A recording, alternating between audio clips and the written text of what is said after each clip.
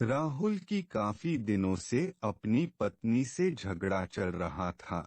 बात बात पर पत्नी से चिढ़कर पत्नी को काफी खरी खोटी सुनाना राहुल की आदत सी बन गया था। एक दिन पत्नी माशा ने राहुल से कहा, आज मेरे मायके में मेरी छोटी बहन के लिए शादी का शगुन आने वाला है। आपको भी मेरे साथ बुलाया है, इसलिए आज काम से छुट्टी लेकर आपको भी सुबह से मेरे साथ आना होगा मेरे मायके में। ये सुनते ही राहुल का पारा चढ़ा। राहुल झल्लाते हुए, नहीं आ सकता, आज बॉस के साथ मीटिंग है, दिन भर व्यस्त रहूंगा। और तुम भी आज मत जाना, घर में बाबूजी और माँ अकेली है। साड़ी के दिन शाम को चली जाना, वैसे उस दिन भी मैं तो नहीं आ पाऊंगा। राहुल की बात सुनकर माशा काफी निराश हो गया और राहुल से कहा, साल में कभी कभार तो ऐसा मौका आता है जब मैं मैके जा पाता हूँ, बाकी दिन तो घर में कैदी की तरह रहता हूँ। कभी भी आपको मेरे लिए समय नहीं होता, हर दिन नौकरानी के तरह काम करना पड़ता है, फिर भी आपको चैन नहीं। राहुल झल्लाते हुए बाहर आया। बाहर राहुल का पिता खड़ा था। पिता ने राहुल से पूछा, क्या बात है बेटा? बड़ा परेशान होकर राहुल बोला, मैं अब मेरी पत्नी के साथ एक पल भी नहीं बिता सकता। वो और उसकी बातें अब मुझे चुभती है। कभी कभी मुझे लगता है कि मैं उसे, लेकिन मैं जानता हूँ ऐसा करके मैं और ज्यादा मुसीबत मोल ले लूंगा। पिताजी, अब आप ही मुझे कोई रास्ता बताइए।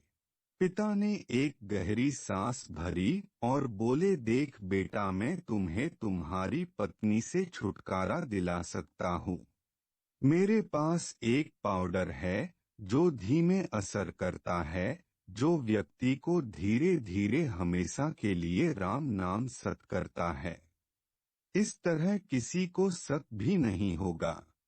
मैं तुम्हें वो देने के लिए तैयार हूँ, बस तुम्हें मेरी एक शर्त माननी होगी। दरअसल ये शर्त भी तुम्हारे भले के लिए ही है।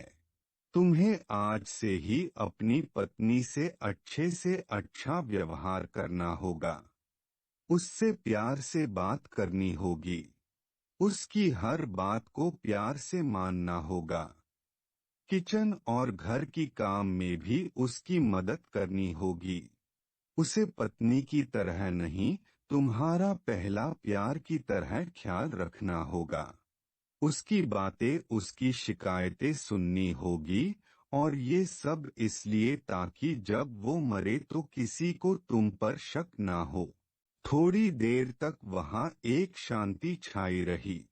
फिर पिता ने कहा कि अगर ये सारी बातें तुम्हें ठीक लगे तो उस डब्बी में वो सफेद पाउडर है, उसे रोज थोड़ा थोड़ा अपनी पत्नी के खाने में डालते रहना। बेटे ने वो डब्बी उठाई और वहां से चला गया। राहुल ने वैसे ही किया। पत्नी माशा से बड़े प्यार से बातें करने लगे, उसकी छोटी मोटी फरमाइशें पूरा करने लगे। पत्नी के साथ उसका मायका में भी चला गया। ऑफिस जाने से पहले और आने के बाद माशा को किचन में हेल्प करने लगे।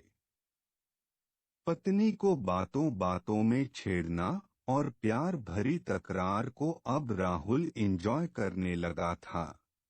अब उसे काम का थकन और टेंशन भी महसूस नहीं होने लगा।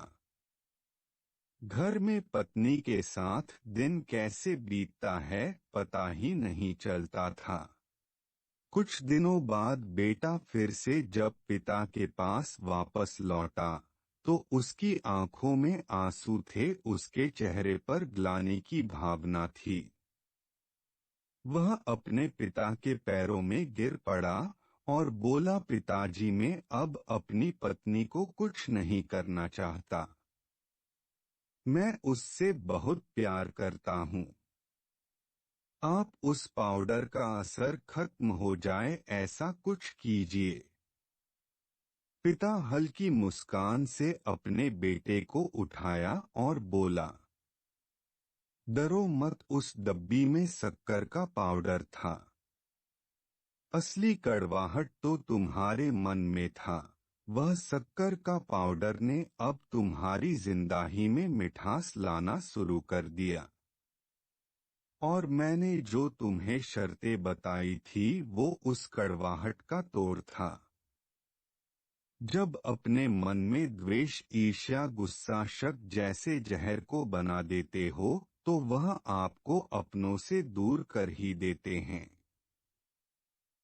उनसे निपटने का यही तरीका है कि अपनों की बात सुनें, अपनों का ख्याल रखें, दया भाव रखें, माफ करना सीखें और ज्यादा अपेक्षा न रखें।